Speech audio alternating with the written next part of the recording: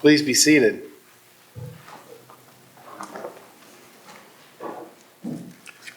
When Herod heard about the child who had been born king of the Jews, we read in Matthew, that he was frightened, and all Jerusalem with him. Isn't that odd? All Jerusalem was frightened with Herod. It's not like they had our technology that's capable of getting news from one end of the kingdom to another. Communication had to have been excruciatingly slow then compared to ours. How could all of Jerusalem even know the wise men were consulting with Herod at the palace? That's probably one of those odd little questions we might ask ourselves as we hear this very familiar passage about Herod, whose wickedness astounds us several verses later, and just happened to be the passage that was in your bulletin this morning. We might even remind ourselves that the stories we all know and love about the Christmas event, as they're told in the Synoptic Gospels, all have variations of time and characters and symbolism. But still, the idea of others in Jerusalem being frightened about the news of the birth of this child is intriguing. Why frightened, when the birth of the Messiah should have been a cause to rejoice? Why frightened, when the arrival of wise men from afar could have been like the circus coming to town? In those days, the idea of 3 men on their own camels traveling alone from another country would have been unimaginable. They'd have traveled with an entourage for sure, armed men as protectors against desert robbers, families perhaps, other animals for food, and the portage of tents and other necessities. They may have made quite an entrance into Jerusalem, and they got an audience with a king, so they must have had some sort of credentials. Well, we don't know any of this, and in reality, maybe it doesn't matter, because that's not the point of this passage. Matthew uses this story to establish that Jesus is the Messiah and as a prologue to establishing Jesus' ministry in the following chapters. He uses this story also to show that Jesus' ministry is to all God's people. The wise men would have been Gentiles. The shepherds would have been poor. Jesus would later challenge the religious leaders by saying tax collectors and prostitutes would go into the kingdom before them. That alone could cause the leaders to be fearfully angry. But fear? That's still intriguing, especially as we hear this wonderful story of Jesus as a baby again. The whole idea of wise men, shepherds, angels, a star, our Christmas card version of a cozy, very clean stable, as if there ever is such a thing. Gold, frankincense, and myrrh gives us such a beautiful picture, a magical picture, that we might be tempted to stay with that picture and not look further to what we might reflect on about ourselves. So fear. Who should be afraid? Well, not the faithful, not the remnant of Israel, as our reading from Jeremiah tells us. The Old Testament reading talks about redemption and restoration for those who have been scattered. While this isn't a prophecy about Jesus' birth, it does remind us that God never forsakes God's people. Even if they have turned from God and have scattered, the faithful and those who repent will be led by God's own hand out of sorrow into joy, out of hardship into comfort. Among the remnant will be the blind, the lame, and those with children. They have no need to fear. The poor, the helpless, the marginalized have no need to fear. And generations later, it's the same.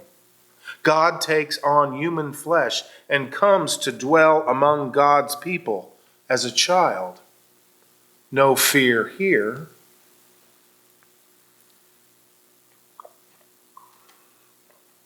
Then awe, perhaps. And awe has been used as a synonym for fear. This awe is described so beautifully by John Donne in his poem, Annunciation. He calls the pregnancy of Mary, immensity cloistered in thy dear womb. That one phrase just explodes with beauty and wonder. To begin that same poem, Donne wrote, "Salvation to all that will is nigh." Here may be what this passage from Matthew could teach us. Salvation to all that will. Salvation is certainly offered to all, but not all seek God's truth or accept the free gift of grace. That should be no surprise to us. We see too much evil in the world today, even in this wonderful Christmas season. We see our own government pandering to the powerful and ignoring the powerless. We see too many in the church and political systems giving lip service to caring for all God's people, while putting energy into seeking ways to marginalize many and destroy unity. Children living on the street, family farmers being run out of business by an oppressive economy, humanitarian aid being the first thing cut from a country's budget, workers losing jobs and often homes while CEOs retire with golden parachutes. These things should give us real cause to fear. Just as the arrival as the wise men dropping the truth of God's incarnation right into Herod's lap made him fear. Our fear, however, should not be a fear of God turning away from us. It should perhaps be the fear that we could be tempted to feel so overwhelmed by all we see in our world today that we might just give up trying to witness to a different way of living as godly people. Fear could make us close our eyes and pretend all is well. Another English poet, T.S. Eliot, in his magnificent poem, The Journey of the Magi, had one of the Magi describe this feeling of being overwhelmed by what they returned to after seeing the Christ child. Eliot writes, We returned to our places, these kingdoms, but no longer at ease here in the old dispensation, with an alien people clutching their gods. I should be glad of another death.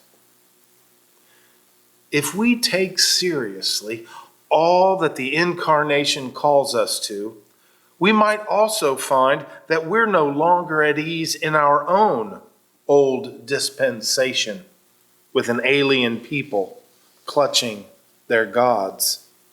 We must ask ourselves, who or what inhabits our old dispensation, our old lives?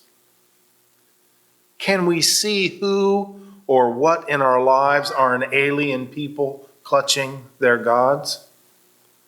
Like that wise man, we should be uneasy with some of what we see around us.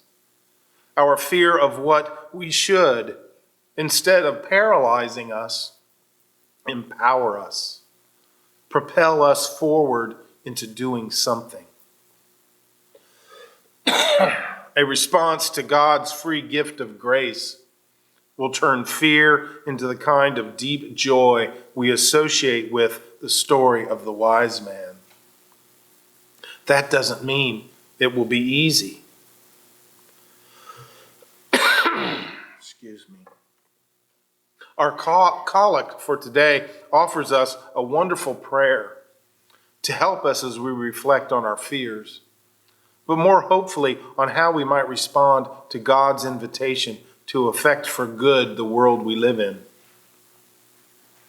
O God, who wonderfully created and yet more wonderfully restored the dignity of human nature, grant that we may share the divine life of him who humbled himself to share our humanity. What greater thing could we ask? May it be so for us all.